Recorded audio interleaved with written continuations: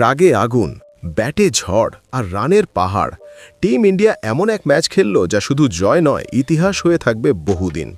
Super 8-এর গুরুত্বপূর্ণ এই লড়াইয়ে সমীকরণটা পরিষ্কার ছিল।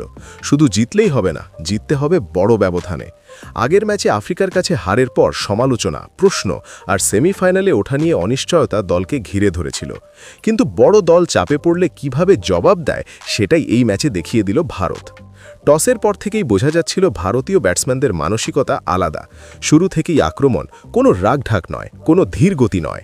পাওয়ার প্লে থেকেই বোলারদের ওপর চড়াও হওয়া, ফাঁক পেলেই বাউন্ডারি, আর বল একটু লেন্থ মিস করলেই সোজা গ্যালারিতে। একের পর এক শট, একের পর এক আঘাত।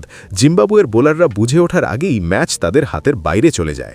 মারতে মারতে থামার কোনো ইচ্ছা ছাড়াই ভারত টি-20 বিশ্বকাপের ইতিহাসে এটাই ভারতের সর্বোচ্চ স্কোর। 2007 সালে যুবরাজ সিংয়ের 6 ছক্কার সেই বিখ্যাত ম্যাচে ভারত করেছিল 218 রান। প্রায় 2 দশক পর সেই রেকর্ড ভেঙে 218 থেকে সরাসরি 256, এক লাফে ইতিহাস বদলে গেল। প্রায় 30-40 রান বেশি, আর তার সঙ্গে বিশ্ব রেকর্ডের তকমা। এই স্কোরের গুরুত্ব শুধু সংখ্যায় নয়, প্রেক্ষাপটে। বিশ্বকাপে কোনো ফুল মেম্বার দেশের বিরুদ্ধে এটাই এখন সর্বোচ্চ স্কোর। আগে শ্রীলঙ্কা কেনিয়ার বিরুদ্ধে 260 করেছিল, কিন্তু কেনিয়া ফুল মেম্বার ছিল না। জিম্বাবুয়ে কিন্তু ফুল মেম্বার, আর সুপার 8-এর মতো বড় মঞ্চে এসে তারা এই রানের পাহাড়ের নিচে চাপা পড়েছে। ফলে 256 শুধু ভারতের সর্বোচ্চ নয়, মর্যাদার দিক থেকেও এক ঐতিহাসিক মাইলফলক। এই ইনিংসে ছিল ছক্কার বৃষ্টি। 5 নয়, 10 নয়, মোট 17টি ছক্কা। প্রতিটা ছক্কা যেন চাপের জবাব, প্রতিটা শট যেন ঘোষণা ভারত চাপে পড়লে আরও ভয়ঙ্কর হয়ে ওঠে। ব্যাটিং লাইনে প্রত্যেকে নিজের ভূমিকা নিখুঁতভাবে পালন করেছে। অভিষেক শর্মা, যাকে নিয়ে প্রশ্ন উঠছিল, তিনি 55 রানের ঝকঝকে ইনিংস খেললেন এবং দেখালেন বড় মঞ্চে তিনি প্রস্তুত।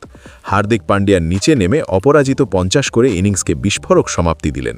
তিলক ভার্মা অপরাজিত 44 রানে ইনিংসকে স্থিরতা ও গতি দুটোই দিয়েছেন।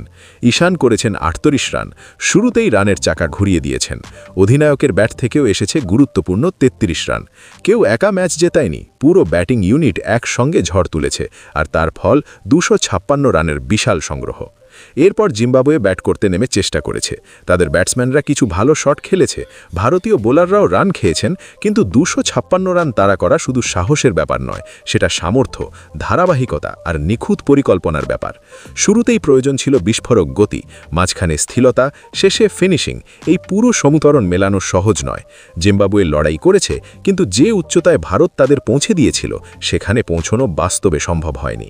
স্বপ্ন দেখা যায়, কিন্তু সব স্বপ্ন পূরণ হয় না। শেষ পর্যন্ত ভারতই জিতেছে দাপটের সঙ্গে, বড় ব্যবধানে, বিশ্ব রেকর্ড গড়ে। এই জয় শুধু 2 পয়েন্টের নয়, এটা আত্মবিশ্বাস ফিরে পাওয়ার গল্প, এটা সমালোচনার জবাব, এটা সেমিফাইনালের পথে শক্ত বার্তা। 20 ওভারে 256 রান, 17টি ছক্কা, ফুল মেম্বার দেশের বিরুদ্ধে সর্বোচ্চ স্কোর। টিম ইন্ডিয়া শুধু ম্যাচ জেতেনি, ইতিহাস লিখেছে।